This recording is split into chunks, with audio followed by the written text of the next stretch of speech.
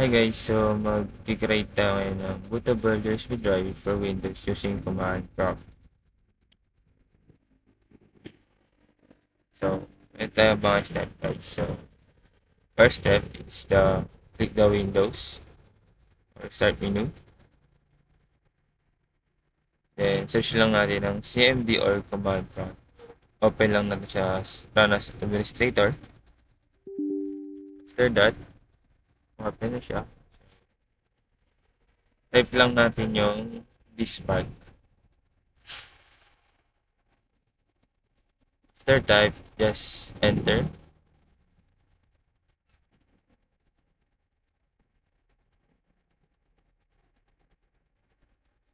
After na enter, so second is the list this.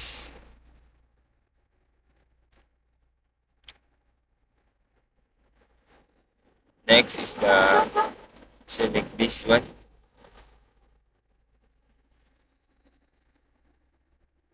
After select this one, just clean.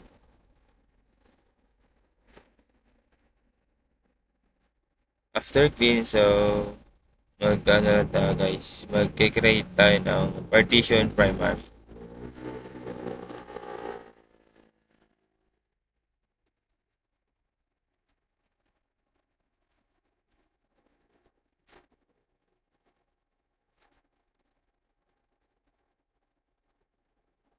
After create partition primary, so mag-select lang tayo. Select partition 1.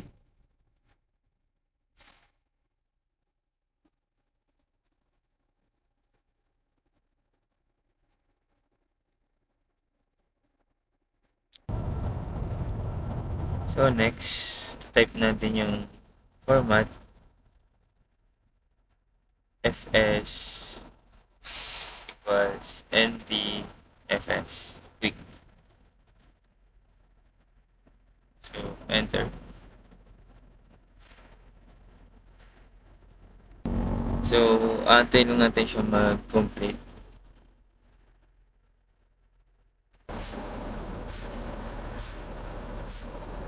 After complete, so type lang natin yung assign letter. So choice kayo ng letter na gusto nyo. Pwede po. So ang napili ko ay L.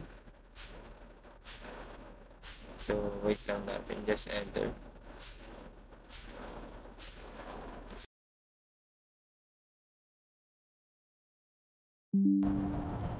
After assign ng letter, so type natin ng exit.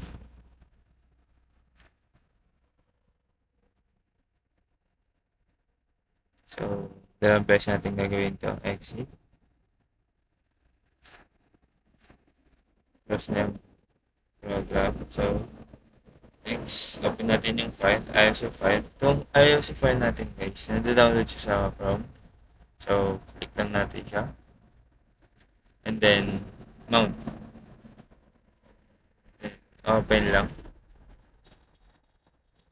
After ma-mount, lalabas na siya yan. So, ayan yung D na yan, tatanda natin. Yan yung name ng drive natin sa ISO. Tapos, close lang natin. Next, so, start natin yung menu or Windows. Hanap natin yung command prompt o CMD. Run as administrator lang natin. So, then, yan na siya. Okay. So, type lang tayo dyan na cd/d. Then, yung drive kanina na D. After natin ma-enter, so, next naman is mag-excopy na tayo. Excopy D :/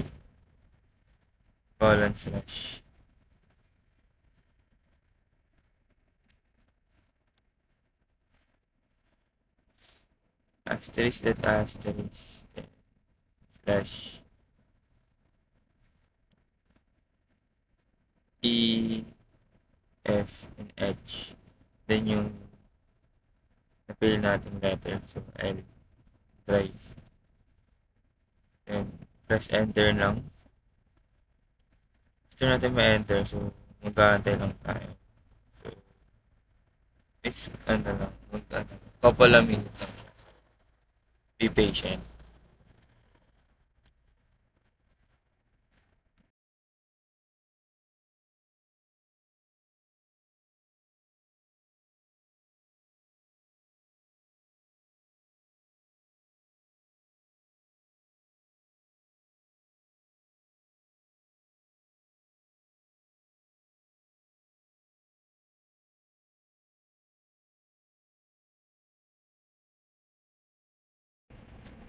So, next, type lang tayo ng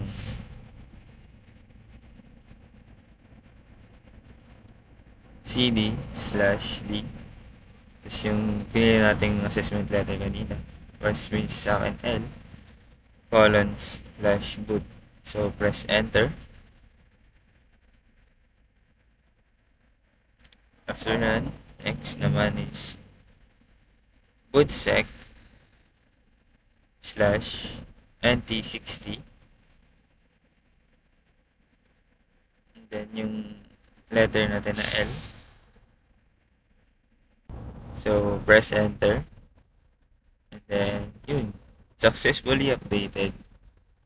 Then, type lang natin exit. So, tapos na tayo guys. Na bootable na natin yung USB. So, check natin siya ngayon sa files. Check natin yung files. So, ayan na siya guys. USB drive L. Yung pin natin letter kaya na L. So, i-inject na natin. So, yun yan guys. Sana may natutunan kayo. And then, maraming salamat sa nanonood. God bless.